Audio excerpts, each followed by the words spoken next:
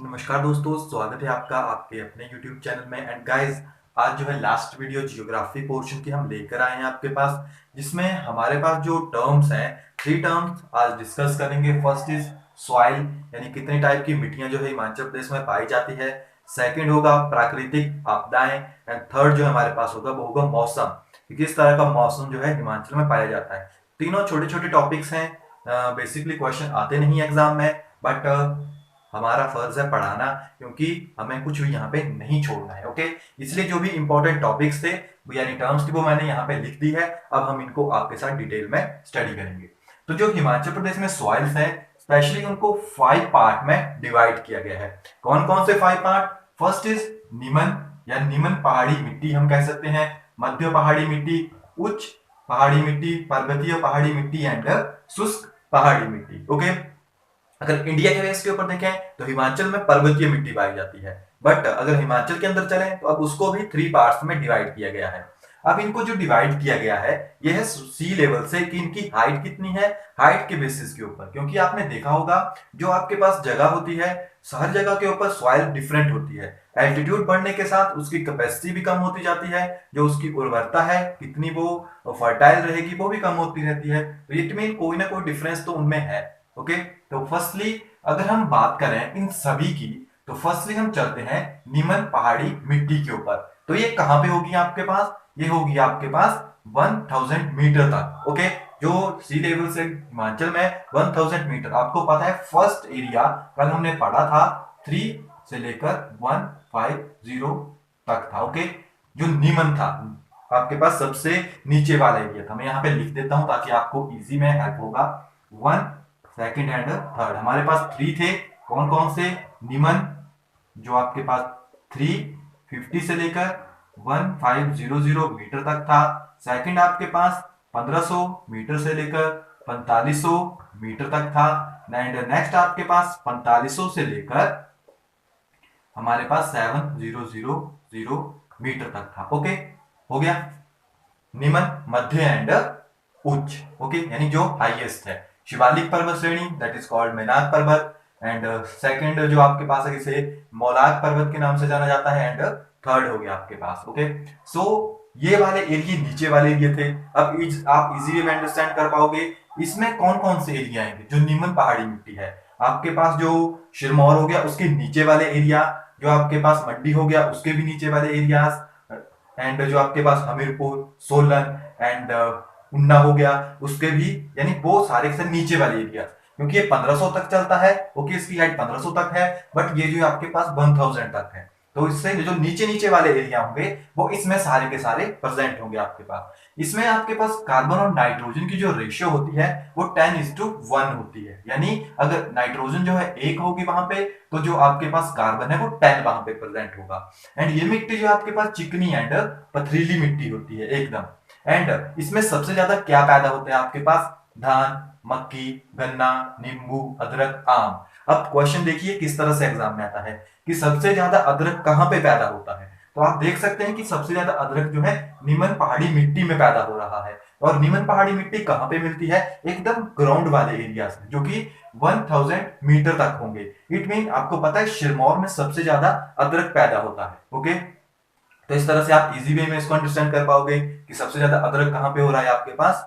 सिरमौर में। ओके, आपको पता है जैसे जो मंडी है उसकी जो बहल घाटी है वो सबसे ज्यादा उर्वरक है। ओके, वो सेकंड में आएगी आपके पास, यहाँ पे नहीं आएगी।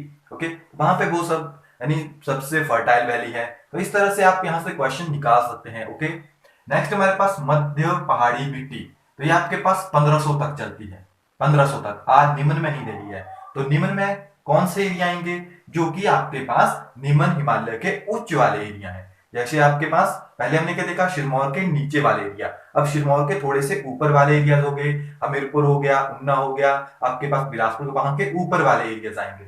और ये मिट्टी जो आपके पास दोमट टाइप की मिट्टी होती है, जिसका रंग जो है आपके पास स्लेटी भूरा होता है। और इसमें कार्बन नाइट्रोजन जो है आपके पास 10:12, यानी काफी अच्छी अमाउंट में जो है कार्बन एंड नाइट्रोजन जो है प्रेजेंट होता है। और मक्की एंड आलू जो है इसमें सबसे ज्यादा पैदा होते हैं। नेक्स्ट हमारे पास उच्च पहाड़ी मिट्टी की बात करेंगे। तो उच्च पहाड़ी मिट्टी जो आपके पास 1500 से लेकर 2100 मीटर तक होती है। अब इसमें कौन से एरिया आपके पास आएंगे, तो अगर आप देखोगे तो जो आपके पास मंडी हो गया, शिमला हो गया एंड आपके पास कांगड़ा हो गया, उसके जो नीचे वाले एरियाज है वो इसमें सबसे ज्यादा आपके पास आते हैं। ओके, इसका रंग जो है आपके पास गहरा भूरा होता है एंड इसमें जो सॉइल इरोजन है यानी भूमि अपरदन है वो इसमें सबसे ज्यादा होगा। नेक्स्ट हमारे पास पर्वतीय पहाड़ी मिट्टी की बात करते हैं, जो आपके पास 2100 से लेकर 3500 तक होता है एंड ये आपके पास एक एसिडिक यानी अम्लीय मिट्टी है। इसका रंग जो है आपके पास गहरा भूरा होता है। ओके, इसमें इतना ही है। क्वेश्चन बन सकता है कौन सी मिट्टी जो है आपके पास अम्लीय होती है, कौन सा रीजन की कौन सी हाइट के ऊपर जो है वो आपके पास अम्लीय होगी, तो 2100 से लेकर 3500 तक जो होगा आपके पास वो आपके पास एसिडिक यानी अम्लीय मिट्टी होगी। नेक्स्ट आती है शुष्क। तो शुष्क कौन सी होती है आपके पास, जो कि 3500 होगी। ओके, यानी 3500 से ऊपर होगी। बाकी जितने भी आप ऊपर तक चले जाइए वो सारी की सारी होती है। अब शुष्क मिट्टी में क्या होता है कि आपको पता है जब हम 3500 मीटर से ऊपर चलेंगे तो आपके पास अपर एरियाज आते हैं, चंबा हो गया, लाहौल स्पीति हो गया, किन्नौर हो गया एंड मंडी के ऊपर वाले एरियाज भी आएंगे, शिमला के एरियाज आएंगे एंड जो आपके पास कांगड़ा है उसका एरिया भी वहां पे आएगा। तो ऊपर वाले एरियाज में बारिश सबसे कम होती है। तो आपको पता है वहां पे स्पेशली स्नो यानी जो बर्फ है वो गिरती है, तो वहां पे जो है आप इजी वे में जो है वहां पे फसल नहीं उगा सकते, यानी कृषि करना सबसे ज्यादा मुश्किल है शुष्क एरियाज में या शुष्क पहाड़ी मिट्टी में आप वहां पे नहीं कर सकते फसल। एंड नेक्स्ट इसमें सबसे ज्यादा आलू पैदा होता है। ओके, अब नेक्स्ट चलते हैं मौसम के ऊपर। आपको पता है हिमाचल में स्पेशली 3 टाइप के जो मौसम है वो पाए जाते हैं। वन इज तौंदी, हम अपनी भाषा में कहते हैं तौंदी यानी तौंदी लगी हुई है, इट मीन इसे ग्रीष्म कहते हैं यानी गर्मी का टाइम। नेक्स्ट आता है बरसात, जो सभी को पता है जिसमें सबसे ज्यादा बारिश होगी। एंड हयूत, हयूत क्या है आपके पास, शरद ऋतु, जो कि एकदम ठंडी वाला टाइम होता है। तो जो तौंदी है आपके पास वो अप्रैल से जून तक चलती है, यानी अप्रैल एंड जून के बीच में आती है। गर्मी का आपको पता है 2-3 महीने होते हैं, स्कूल्स में छुट्टियां भी हो जाती है उसमें। फिर बरसात का टाइम आता है, तो जुलाई एंड सितंबर में जो है सबसे ज्यादा बारिश होती है, जिस टाइम नदियां जो है मैक्सिमम अपने फ्लो के ऊपर होती है। एंड हिमाचल में 1600 मिलीमीटर जो है बारिश होती है एवरेज, ये पूरे हिमाचल की एवरेज है। नेक्स्ट हयूत यानी शरद, तो अक्टूबर से मार्च तक जो है आपके पास शरद ऋतु होती है। ओके, तो ये इसमें काफी ज्यादा ठंड होती है। नेक्स्ट थोड़ी सी प्राकृतिक आपदाएं हैं, जो कि हिमाचल में आपको पता है एक बार काफी डेंजर भूकंप आया था, जो कि आपके पास कांगड़ा डिस्ट्रिक्ट को काफी ज्यादा डैमेज किया था जिसने। तो 4 अप्रैल 1905 में जो है हिमाचल में सबसे ज्यादा खतरनाक आप कह सकते हैं भूकंप आया था। क्वेश्चन आ जाता है कि कब हिमाचल में या कांगड़ा में सबसे डेंजरस जो भूकंप आया था यानी अर्थक्वेक आया था, तो 4 अप्रैल 1905। पता नहीं कितनी बार क्वेश्चन पूछा गया है।